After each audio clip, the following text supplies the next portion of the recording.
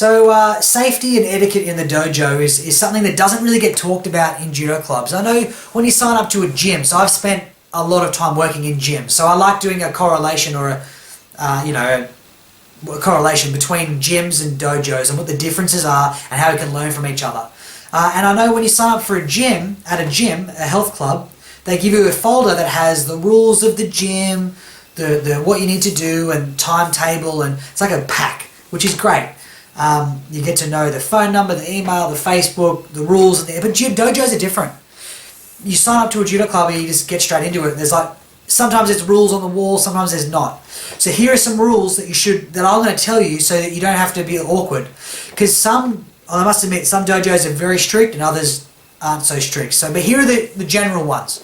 Your judo suit has to be clean. It can't be dirty. It has to be clean. Clean your judo suit after every session. If you train 5 times a week, you're going to have to buy 2 judo suits. Number 2, fingernails and toenails are cut short. That's a given. So many beginners turn up and I'm like, dude, you're Wolverine. Like, your fingernails are out here. I didn't know you had to cut them. Well, maybe no one told them. That's why I'm making this website, so you know. Then they have no excuse. Fingernails and toenails cut short. Hands clean. Your hands have to be clean. We had a guy come into the dojo for a while that was a mechanic, and his hands were black with grease. Then he'd grab your judo suit and he'd put grease on your judo suit. It's like, dude, have some kind of awareness or respect for me. And now I've got grease on my judo suit. So then I only fight him if I had a blue gi on. If I had white gi, sorry, I'm not fighting you. Go wash your hands. So that's another one. And if you're a mechanic, maybe no one's told you, but just wash your hands as best you can. So make sure your fingernails are cut, judo suit's clean, wash your hands. Long hair. If you have long hair, put it in a bun, not a ponytail. Put it in a bun. By putting your hair in a bun, it won't go everywhere. But if your hair's long, it goes in the other person's face, in my mouth, in my eyes. It's not very nice. So and it doesn't get you, when you got a ponytail, I can still grab it by accident when I'm gripping you. So put your hair up in a bun really tight is another important one. Your breath. Brush your teeth before you come to training or have some chewing gum.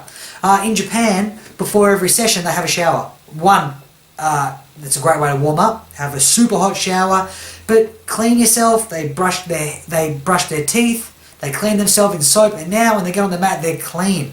It's not about you, it's actually about your training partners. I want to be my best for them, and I expect them to be at their best for me. I expect that when I put an armbar on my opponent, I'm not going to rip his arm off, and I expect him to do that back to me. That's how we respect each other, which is a principle of judo, and what Jigoro kind of talked about. And so mutual respect. Clean your teeth. If you're a smoker, don't have a smoke and then step on the mat, because we're going to smell your breath. Have a smoke about half an hour before your session, and then hop on the mat, clean your teeth, brush your teeth. I have a Listerine in my bag. So if I'm at school all day or whatever, I'm at work all day, then I come to the dojo and I haven't brushed my teeth, smash some Listerine so I have some nice smelling breath for my opponents. So that's really, really important. So cut your toenails, clean judo suit, and I think, and for etiquette, if it's your bow, some dojos bow in and out of the dojo, on and off the mat. Some dojos don't. I know my dojo, we don't do that stuff so much. But if you want to, you can. Do whatever your instructors pretty much expect and what the other students do. So you actually watch others. Another one is talking when the instructor's talking. It's always a big no-no. Don't talk when the instructor's talking. You listen. Even if you think you know something, that you saw something on YouTube and you're teaching your friend, as soon as the instructor says, okay everyone, you shut up, you turn around and you watch, and then you go back to it. So there's another one. What was the other one I had for you guys?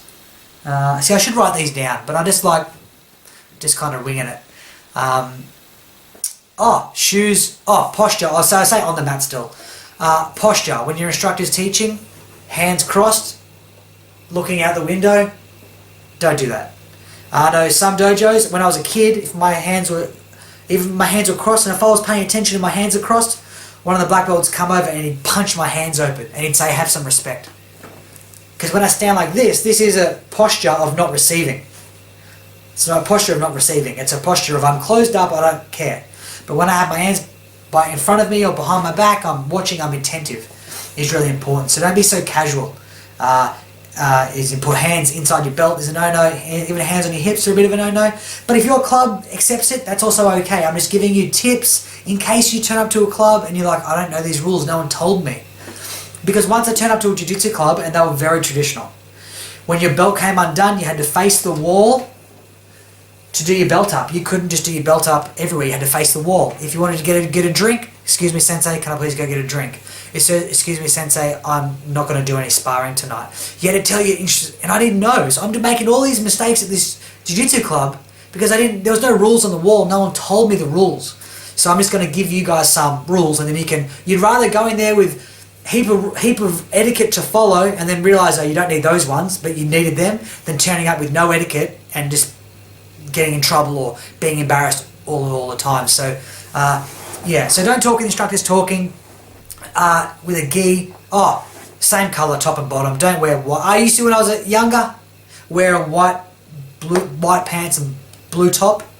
If the club allows it, if you see other people doing it, then yeah, I guess it's okay. But if everyone's wearing a white gi and everyone's wearing a blue gi and there's no opposites, I wouldn't start a new trend because obviously the culture is in place and there might be a rule in place so you don't want to break. Now, walking on and off the mat. I had this kid once turn up to judo and in a judo suit, and judo wasn't on. And I said, James, judo's not on tonight. He goes, oh, don't worry, I'll go do a gym workout. And then he just walks out the door. He had a full judo suit on and no shoes. I then said to him the next day, James, how'd you come to training? He goes, I caught the bus.